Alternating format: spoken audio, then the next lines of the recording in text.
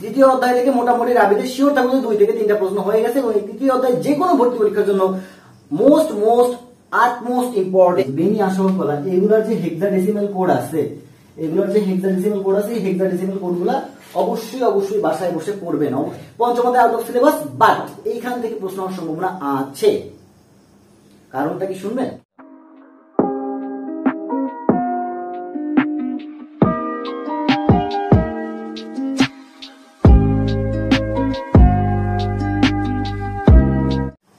প্রিয় শিক্ষার্থী বন্ধু, আসসালামু আলাইকুম। আমি ফারুক মাহিন, পড়াশোনা করছি রাজশাহী বিশ্ববিদ্যালয়ের ইলেকট্রিক্যাল এন্ড ইলেকট্রনিক ইঞ্জিনিয়ারিং ডিপার্টমেন্টে। প্রথমেই শুভেচ্ছা জানাচ্ছি যারা রাজশাহী বিশ্ববিদ্যালয়ের প্রাইমারি আবেদনে উত্তীর্ণ হয়েছে এবং ফাইনাল আবেদন যারা করবে। তবে যারা আবেদনে উত্তীর্ণ হতে পারোনি তারা মন খারাপ করো না, কারণ এরপর তোমার হচ্ছে গিয়া second merit list, third merit list দিবে, ফোর্থ মেরিট লিস্ট দিবে। তো এইগুলোর দিকে একটু নজর রাখো। সো আমি বলবো যে আগামী মাস পর্যন্ত, ঈদের আগ পর্যন্ত তোমরা একটু রাবি ওয়েবসাইটে কন্টিনিউয়াসলি চোখ রাখো। ইনশাআল্লাহ তোমরা চয়েস তোমরা সিলেক্ট হতে পারবে। সো মন খারাপ করার কিছু নাই। তবে আজকে আমি কথা বলবো রাবির আইসিটি সাজেশন নিয়ে। রাবির ভর্তি পরীক্ষায় তো 5 নম্বরের আইসিটি আছে। 5 নম্বর বলতে 5টা প্রশ্ন থাকবে আইসিটি, যেখানে টোটাল নম্বর হচ্ছে 6.25। তোমাদের মাথায় অনেকেরই এটা টেনশন যে দেখো অন্যান্য জায়গাতে তো আইসিটি নাই, বাট রাবিতে এবং জাহাঙ্গীরনগরে আইসিটি আছে। তো এই সাজেশনটা জাহাঙ্গীরনগরের জন্য কাজে লাগবে, রাবির জন্য কাজে লাগবে। তবে বেশি কাজে লাগবে রাবির জন্য, বিকজ আমি তো রাবির স্টুডেন্ট এবং আমি জানি যে আমার রাবির টিচাররা কোন জায়গা থেকে প্রশ্ন করে। বিগত কয়েক সাল ধরে তাদেরকে দেখে আসতেছি। তো তাদের সাইকোলজি এবং তাদের মন মানসিকতা কেমন এইটাকে অ্যাটলিস্ট বুঝি। ওকে, তো এখন যারা নতুন আছো আমার চ্যানেলে তাদেরকে বলবো চ্যানেলটা একটু সাবস্ক্রাইব করে রাখতে, কারণ সাবস্ক্রাইবার বাড়লে আমার খুব ভালো লাগে। ঠিক আছে, আর পারলে ভিডিওটা শেয়ার করে দাও, ফেসবুকে, ইউটিউবে, হোয়াটসঅ্যাপে যে জায়গা পারো শেয়ার করে দাও। আচ্ছা, তো আমরা সরাসরি এখন ভিডিওতে চলে যাবো। তো ভিডিওতে যাওয়ার আগে আরেকটু বলি, সেটা হচ্ছে তোমার যে আমাদের রাবি, গুচ্ছ এবং এগ্রিকালচারের জন্য এক্সাম ব্যাচ আছে। অলরেডি সেটা শুরু হয়ে গেছে, 13 জন থেকে এক্সাম ব্যাচ চালু হয়ে গেছে। তো এখানে তোমার টোটাল পরীক্ষা আছে 51টা পরীক্ষা, চ্যাপ্টার ভিত্তিক পরীক্ষা আছে 22টা, পেপার ফাইনাল আছে 7টা, রাবি মডেল টেস্ট আছে 4টা, জাহাঙ্গীরনগর মডেল টেস্ট আছে 8টা, তারপরে তোমার গুচ্ছ মডেল টেস্ট আছে তোমার 5টা, কৃষি মডেল টেস্ট আছে 5টা। তো এই যে রুটিনটা তোমরা পিডিএফ ফাইল আকারে নিচে পেয়ে যাবা, ডেসক্রিপশন বক্সে পেয়ে যাবো। সো ডেসক্রিপশন বক্সে একটু চেক করবা। আর পরীক্ষা কিভাবে হবে এগুলাও এখানে এই পিডিএফ ফাইলের ভিতরে বলে দেওয়া আছে। সো পরীক্ষা কেমন হবে এটা নিয়েও পেন নেওয়ার কিছু নাই। তারপর হচ্ছে তোমার রেজাল্ট আমরা রাত 8টার ভিতরে দিই এবং মেরিট লিস্টও আমরা দিয়ে দিই। আর কিভাবে ভর্তি হবে এই প্রসেসটাও তোমার হচ্ছে দেওয়া আছে কিন্তু। হ্যাঁ, তো তোমরা এই পিডিএফটা ডাউনলোড করলেই দেখতে পাবা, সবকিছু দেখতে পাবা। আচ্ছা, তো এখন চলো আমরা সোজাসুজি সাজেশন নিয়ে কথাবার্তা বলি। তো প্রথম অধ্যায়টা আসলে পড়ার মতো তেমন কিছুই নাই, কিন্তু যেটুকু আছে এবং এখান থেকে একটা প্রশ্ন হওয়ার সম্ভাবনা আছে, সেটা হচ্ছে তোমার প্রথম যে টপিকটা আছে সেটা হচ্ছে বিশ্বগ্রামের ধারণা। বিশ্বগ্রাম নিয়ে একটু চিন্তা ভাবনা বা এই যে ধারণা, এটা কে দেয়, কত সালে দেয়, তারপর হচ্ছে তোমার এটা নিয়ে যে এই ব্যক্তি যে বইটা দেখে সেই বইয়ের নামটা কি, এইগুলা একটু ধারণা রাখবা। বিশ্বগ্রামের উপাদানগুলো সম্পর্কে একটু ধারণা রাখবা। স্মার্ট হোমের কনসেপ্ট, যদিও এটা আমাদের অত ইম্পর্টেন্ট না, তারপরেও আমার কাছে মনে হচ্ছে যে এটা আসতে পারে।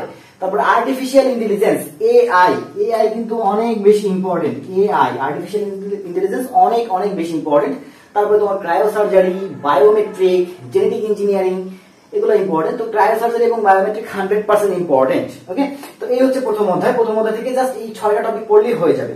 এরপরে দ্বিতীয় অধ্যায় থেকে আছে তোমার data transmission method, bandwidth, data transmission mode, data transmission media. এইগুলোর ভিতর থেকে তোমার ডেটা ট্রান্সমিশন মোড, ওই যে সিমপ্লেক্স, ডুপ্লেক্স, হাফ ডুপ্লেক্স, এগুলো অনেক বেশি ইম্পর্টেন্ট। তারপরে Bluetooth, wifi, WiMAX, GSM, CDM এর এজ মানে WEDG এজ মানে যেটাকে আমরা 2G বলি, WCDMA যেটাকে আমরা 3G বলি, LTE যেটাকে আমরা 4G বলি। এগুলো যে ডেটা ট্রান্সফার রেট, ব্যান্ডউইথ মানে কতটুকু এরিয়া পর্যন্ত কাজ করে, কত সালে আসছে, এগুলোর ফুল মিনিং এগুলো একটু দেখে যাবা ভাইয়া। এখান থেকে প্রশ্ন হওয়ার সম্ভাবনা আছে, এটা আমার কাছে 100% ইম্পর্টেন্ট মনে হচ্ছে। তারপরে প্যান মানে হচ্ছে পার্সোনাল এরিয়া নেটওয়ার্ক, ম্যান মানে হচ্ছে ম্যানুয়াল মেট্রোপলিটন এরিয়া নেটওয়ার্ক, আর ওয়ান মানে হচ্ছে ওয়াইড এরিয়া নেটওয়ার্ক। তো এই যে নেটওয়ার্ক গুলো আছে বা নেটওয়ার্ক সিস্টেম যেগুলো আছে, এগুলো কতটুকু এরিয়াতে কাজ করে, কিভাবে কাজ করে, এইটুকু একটু জেনে যাবা। হ্যাঁ, তারপরে নেটওয়ার্ক টপোলজি, যদিও এখানে আমি 100% লিখতে ভুলে গেছি, বাট মোটামুটি শিওর থাকবে এটা মোস্ট ইম্পর্টেন্ট একটা টপিক। এই যে মেশ টপোলজি, বাস টপোলজি, তারপর অফিসে কোন টপোলজি ইউজ করা হয়, বাসা বাড়িতে কোন টপোলজি ইউজ করা হয়, এই যে জিনিসগুলা এগুলো একটু জানবা। এগুলো কিন্তু বেশি পড়া না, এগুলো জাস্ট তুমি একটু যদি রিডিং করো তাহলেই হয়ে যাবে। হ্যাঁ, তৃতীয় অধ্যায় তৃতীয় অধ্যায় থেকে মোটামুটি রাবিতে শিওর থাকবে 2 থেকে 3টা প্রশ্ন হয়ে গেছে এবং এই তৃতীয় অধ্যায় যে কোনো ভর্তি পরীক্ষার জন্য মোস্ট আটমোস্ট ইম্পর্টেন্ট। হ্যাঁ, তো এই তৃতীয় অধ্যায় কি কি আছে দেখো, বাইনারি যোগ বিয়োগ মাস্ট বি পড়তে হবে। গত বছর বাইনারি যোগ বিয়োগ প্রত্যেকটা শিফটের পরীক্ষায় আসছে। তারপরে তোমার binary to decimal, octal, hexadecimal, আবার decimal to octal, binary hexadecimal এটা, তারপরে octal to binary, hexadecimal, decimal, hexadecimal to binary, octal, decimal, এগুলা 1000% ইম্পর্টেন্ট, 1000% ইম্পর্টেন্ট। তারপরে দেখো ডেসিমাল টু বিসিডি, বিসিডি একটা কোড, তো যদিও এটা আমরা অনেকে করি না, বাট যদি প্রশ্ন মডারেট করে বা কঠিন করে তাহলে এই টপিক থেকে কিন্তু প্রশ্ন হতে পারে।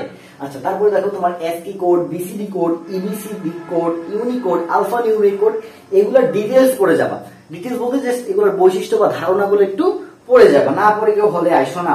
বুলিয়ান উপপাদ্য, তারপরে তোমার হচ্ছে গিয়ে মৌলিক উপপাদ্য, ডি মর্গানের উপপাদ্য, এগুলো very much important, very much important. So please এটা একটু পড়ে আসবেন, অবশ্যই পড়ে আসবেন। বিশেষ করে এই যে বুলিয়ান উপপাদ্যের যে সূত্রগুলো আছে, ডি মর্গানের উপপাদ্যের যে সূত্র আছে, মৌলিক উপপাদ্যের সূত্র আছে, যেমন ধরেন যে a+1 = যে a, এটা জানবেন, a.1 = যে এটা জানবেন, এই যে জিনিসগুলো আছে। আমি জানি না আমি সূত্র সঠিক লিখছি কিনা, কারণ আমি আইসিটি তো পড়াই না। এই সাজেশনটা তৈরি করা হয়েছে তোমার আমাদের টিম তৈরি করছে।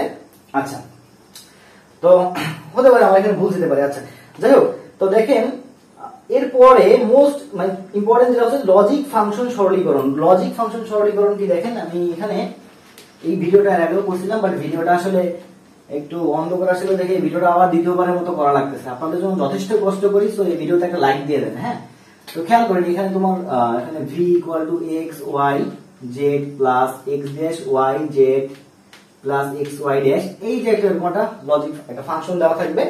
এই ফাংশনটাকে কি করতে হবে, সরলীকরণ করতে হবে। গত বছর কিন্তু এখান থেকে একটা প্রশ্ন আসছে, এই বছর প্রশ্ন আসার সম্ভাবনা শতভাগ প্রশ্ন আসার সম্ভাবনা আছে। তারপরে দেখেন মৌলিক গেট এবং সার্বজনীন গেট, খুব ভালো করে এটা ধারণা রাখতে হবে। যেমন এই যে এই গেটটাকে কোন গেট বলা হয়, এই গেটটাকে কোন গেট বলা হয়, তারপরে এই গেটটাকে কোন গেট বলা হয়। হ্যাঁ, এগুলো সম্পর্কে খুব ভালো আইডিয়া রাখবেন। ওকে, তারপরে আপনার হচ্ছে লজিক গেটের আউটপুট বের করা, মানে একটা চিত্র দেওয়া থাকবে একটা লজিক গেটের, সেটার ইনপুট এত হলে আউটপুট কত হবে। এই টাইপের প্রশ্ন গত বছর রাবির ফার্স্ট শিফটে মানে প্রথম শিফটে এই প্রশ্নটা আসছে, প্রথম শিফটে পরীক্ষায়। তো মোটামুটি শিওর থাকেন যে এবছরও আসার সম্ভাবনা আছে এবং এটা 100% ইম্পর্টেন্ট। তারপরে প্রশ্ন যদি একটু বেশি মডারেট করে তাহলে এডার এবং হাফ এডার থেকে প্রশ্ন হওয়ার সম্ভাবনা আছে, মডারেট বা একটু কঠিন করে যদি আর কি। হ্যাঁ, তো চতুর্থ অধ্যায়টা অনেক বেশি ইম্পর্টেন্ট। এখান থেকে আপনার ধারণা রাখতে হবে ওয়েব পেজের ক্লাসিফিকেশন, যেমন কোনটা স্ট্যাটিক ওয়েব পেজ, কোনটা ডাইনামিক ওয়েব পেজ, এগুলো সম্পর্কে ধারণা রাখবেন। ডোমেইনের ধারণা, যেমন .com, .edu, .in, এই যে এগুলো কোন কাজে ব্যবহার করা হয়। যেমন .com হচ্ছে কমার্শিয়াল, এই .edu হচ্ছে তোমার শিক্ষামূলক। এই টাইপের যে ডোমেইন আছে, কোন কাজে কোন ডোমেইনটা ব্যবহার করা হয় এগুলো একটু জানবেন। যেমন .us, এই ডোমেইনটা কোন কাজে ব্যবহার করা হয় এগুলো জানতে হবে। ওকে, তারপরে সার্চ ইঞ্জিন কি এবং সার্চ ইঞ্জিনের উদাহরণ, যেমন ধরেন যে আমরা যে সার্চ ইঞ্জিন গুগল ইউজ করি, সেই গুগলটাকে একটা সার্চ ইঞ্জিন। বাংলাদেশের তৈরি একটা সার্চ ইঞ্জিন আছে, সেটা কি পিপিলিকা। তো এই সার্চ ইঞ্জিন সম্পর্কে একটু ধারণা রাখবেন এবং উদাহরণগুলো জানবেন যে আসলে সার্চ ইঞ্জিন কি কি, ওয়েব ব্রাউজার কি কি, যেমন মজিলা ফায়ারফক্স একটা ওয়েব ব্রাউজার, গুগল ক্রোম একটা ওয়েব ব্রাউজার, ইউসি ব্রাউজার একটা ওয়েব ব্রাউজার, ঠিক আছে, অপেরা মিনি একটা ওয়েব ব্রাউজার। তারপরে এই অধ্যায়ের মোস্ট ইম্পর্টেন্ট সেটা হচ্ছে তোমার HTML এর ট্যাগ, উপাদান এবং সিনট্যাক্স।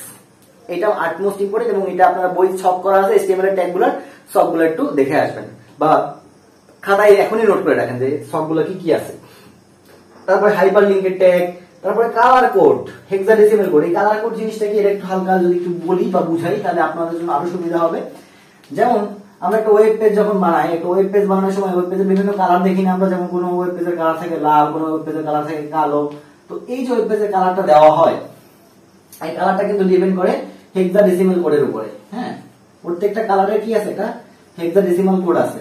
তো আমি এখানে লিখতে ভুলে গেছিলাম যে কোন কোন কালারগুলো পড়বেন, তো আমি এখন বলে দিচ্ছি যে আপনারা বেনি আসহ কলা, মানে বেগুনি, নীল, আসমানি, সবুজ, হলুদ, কমলা, লাল, এই যে বেনি আসহ কলা, এগুলোর যে হেক্সাডেসিমাল কোড আছে, এই হেক্সাডেসিমাল কোডগুলা অবশ্যই বাসায় বসে পড়বেন, অবশ্যই পড়ে আসবেন, কারণ এখান থেকে এমসিকিউ হওয়ার সম্ভাবনা আছে।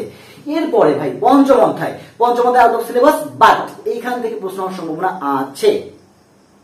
কারণটা কি শুনবেন? আপনি যখন এইচএসসি মানে আপনি যখন অনার্সে ভর্তি হবেন তো আপনার সাবজেক্ট হতে পারে ট্রিপলি, সিএসসি, আইসিই, এমএসসি, তারপরে ম্যাথমেটিক্স, ফিজিক্স, স্ট্যাটিস্টিক্স, এই সাবজেক্টগুলো আপনি পেতে পারেন। তো এইসব সাবজেক্টে না প্রোগ্রামিং নামে একটা কোর্স আছে। তো আপনি যখন ওই কোর্স করবেন তখন যদি আপনি এই সম্পর্কে কিছুই না জানেন তখন আপনার জন্য একটা পেইনফুল হয়ে যাবে। হ্যাঁ, তো টিচার অবশ্যই চাইবে যে আমার যে স্টুডেন্ট আছে তারা একটু প্রোগ্রামিং সম্পর্কে আগে থেকে জেনে আসুক। এই জন্য দেখবেন এটা আউট অফ সিলেবাস হলেও এখান থেকে প্রশ্ন আসার সম্ভাবনা আছে।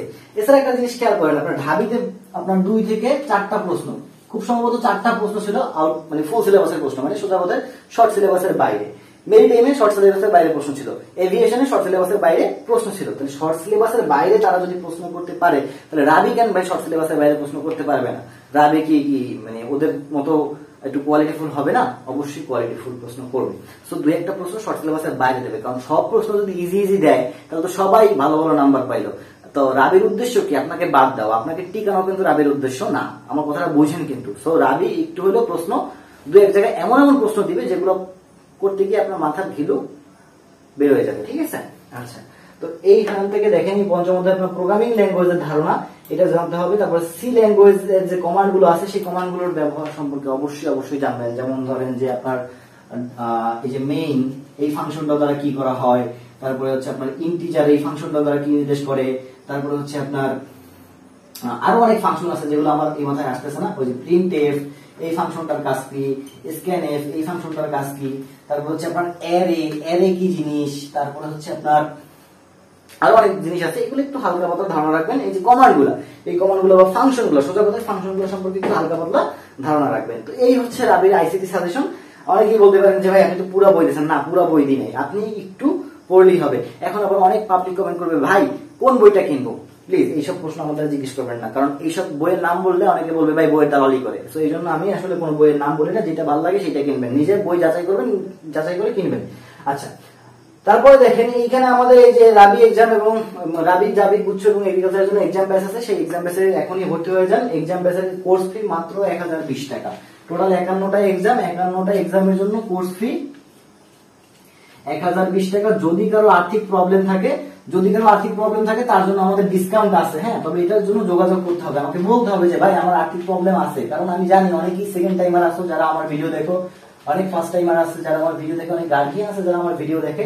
তো সবার তো ফ্যামিলির অবস্থা সমান না। যদি আপনার আসলেই ফ্যামিলির আর্থিক অবস্থা খারাপ হয় বা আপনার অবস্থা মানে শোচনীয় থাকে, মানে শোচনীয় বলতে আমি বলছি আপনি যদি কোনো বিপদে থাকেন তাহলে আপনি আমার এই নম্বরে যোগাযোগ করবেন, এই নম্বরে যোগাযোগ করবেন। ঠিক আছে? আমি আমার পক্ষ থেকে সর্বোচ্চ যতটুকু ছাড় দেওয়া সম্ভব আমি সর্বোচ্চ ছাড় দেবো। তবে আমাদের কোর্স হচ্ছে 1020 টাকা। যাদের প্রবলেম নাই তাদেরকে বলবো যে তারা ফুল টাকা দিয়ে ভর্তি হন। ঠিক আছে? তো এই হচ্ছে কথা। সবাই ভালো থাকো, সুস্থ থাকো এবং এই আইসিটি সাজেশন অনুসারে আইসিটিটা কমপ্লিট করে ফেলো।